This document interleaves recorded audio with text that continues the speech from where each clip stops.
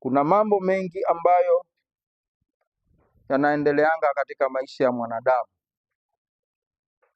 na kuna kitu ambacho Yesu alitaka ili wanafunzi kabla wahitimu kuwa wanafunzi. Manake naona neno hapa limetumika kuwa washirika, na nyinyi ni washirika, mko hapa. Kwa hivyo wale watu waliokuwa karibu na Simioni na akina Petero na akina Zebedayo wakivua samaki, wale watu waliokuwa pale walikuwa ni washirika. Jina shirika linatokana na nini? Jina washirika linatokana na muungano fulani wa kusudi la kuweza kufanya kitu fulani kiweze kutufaidi katika maisha yetu. So neno washirika likazaliwa kutoka kwa ushirika. Ushirika ni kama kampuni, ni kama muunganiko wa watu kabila mbalimbali, watu kutoka katika sehemu mbalimbali kwa ajili ya kuunganika pamoja ili wapate ajira na waweze kuinua uchumi kwa njia yoyote ile, hata kama ni kupitia kulipa ushuru. Bwana Yesu asifiwe. Kwa hivyo tunaona kwamba pale katika lile ziwa la Genesareti kulikuwa na washirika, lakini aliyetajwa jina pale wa kwanza alikuwa ni Simioni. Aliyetajwa jina la pili pale ikawa ni akina Zebedayo, na wakamtaja pia Petero. Bwana Yesu asifiwe. Lakini Petero anaonekana baada ya kushangazwa na kile ambacho kimetendeka, baada ya kuona Simioni amelemewa na samaki, amelemewa na mapato ambayo yamekuja kwa wingi. Washirika pale wanaona kile ambacho hawajawahi ona, nao pia wanashangazwa. Mpaka sasa wameanza kuitwa waje wasaidie kupakia samaki katika zile nyavu ama zile neti za kuvua samaki, maana zilikuwa zimejaa mpaka zimeanza kupasuka. Biblia inasema zilikuwa zimejaa samaki mpaka zinapasuka. Yaani zilikuwa zimefikia kiwango cha kwamba pale mwimbaji wa Zaburi Daudi aliposema kikombe changu kimejaa na kimefurika, na linganisha maandiko hayo na neti hii iliyojaa na inafurika. Bwana Yesu asifiwe. Hii ni kumaanisha hesabu ya Mungu sio hesabu ya mwanadamu. Masaa ya mwanadamu sio masaa ya Mungu. Mwezi wa mwanadamu sio mwezi wa Mungu, na mwaka wa mwanadamu sio mwaka wa Mungu. Mungu hesabu yake ni tofauti. Mafikira ya Mungu yako tofauti na mafikira yako. Bwana anakuwazia mema, lakini kuna mtu anakuwazia mabaya. Bwana Yesu asifiwe. Nilikuwa nikiangalia Zaburi ya 41 inazungumzia kwamba wanauliza, wewe utakufa lini wale nyama yako? Wale nyama yako, yaani kuna watu wanakula nyama za watu. Kwani mnyama atauliza utakufa lini? Si ni mtu tu anayeuliza utakufa lini uzikwe. Ikiwa hawaoni aende kwa kaburi aweze kufanya mazingaombwe yake akate nyama hali. Adui, mchawi. Na kwa sababu Mungu ana kabila na Mungu ana upendeleo,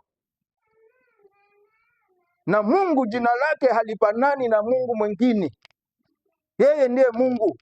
Majina yake hata Jehova Jaira, Jehova Nisi, hakuna mwingine aliyeitwa majina hayo. Ukiangalia katika Biblia, miungu ni miungu tu, haina jina lingine la kuendeleza. Na kama kuna jina la kuendeleza ni majini, na kama kuna majina mengine majina ya kuendeleza ni mawakala wa shetani. Lakini Mungu atabakia kuwa Mungu, na ishara zake huwa zinadumu umilele. Ishara zake na miujiza yake huwa inaacha alama, inaachanga kitu kinaitangwa legacy. Hakuna mahali Yesu alipita akakosa kutenda mema, na hii ni thibitisho.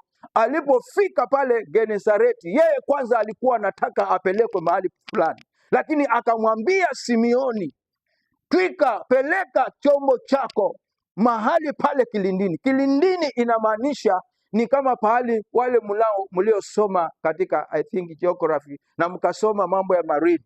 Kuna wakati wa high tide na kuna wakati wa low tide. Low tide ni wakati maji bahari imeenda, na high tide ni wakati maji imejaa kwa bahari. So akaambiwa apeleke chombo chake kilindini. Kilindini inamaanisha nenda kidogo mahali palipo deep.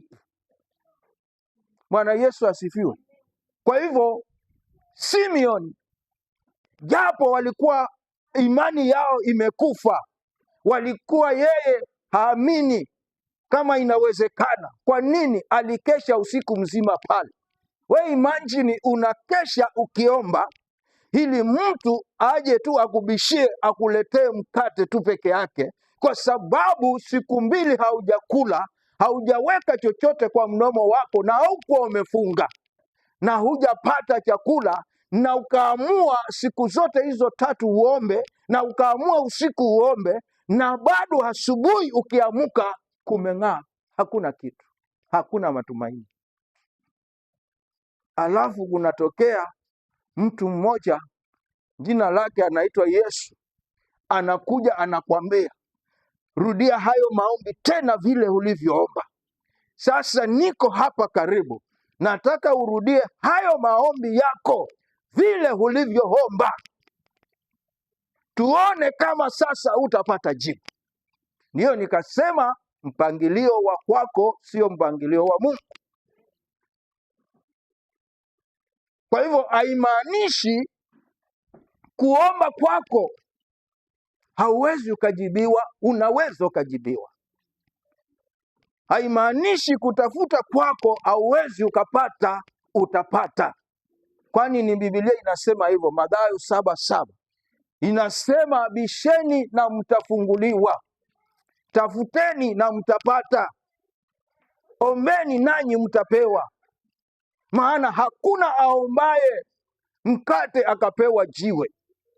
Wale walikesha kwa ajili ya kutaka samaki, na kwa ajili walikesha pale bila kumuuzisha Bwana.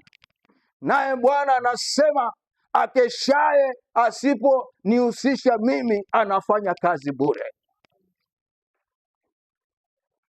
Nashukuru Bwana kwa ajili ya hayo maandiko. Alindaye mji asiponihusisha mimi anafanya kazi bure. Kila andiko liliko katika Biblia liko na maana yake.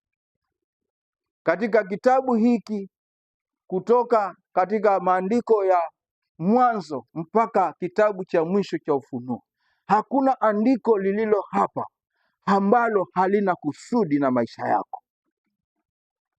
Kwani siku ulizoishi ni nyingi, masaa ulioishi ni mengi, dakika ulizoishi ni nyingi, wiki ulioishi ni nyingi. So katika maandiko haya vile unavyoyaona yakiwa mengi ni maisha yako. Biblia hii imebeba maisha yako, na Biblia hii haitambui dini, haitambui dini yoyote. Biblia hii inatambua maisha yako, uhusiano wako na Mungu. Na uhusiano wako na Mungu ni nini? Ni wokovu. Na ukiokoka pia eleweka kwamba umeokoka. Mtu aliyeokoka kuna sehemu zenye hafai kuonekana. Sio kila mahali ambapo wewe kunafanyika hivi wewe huko. Hata kuna mahali maandiko yanasema usionekane katika vikundi vya maandamano. Kuna maandiko yanasema hivyo.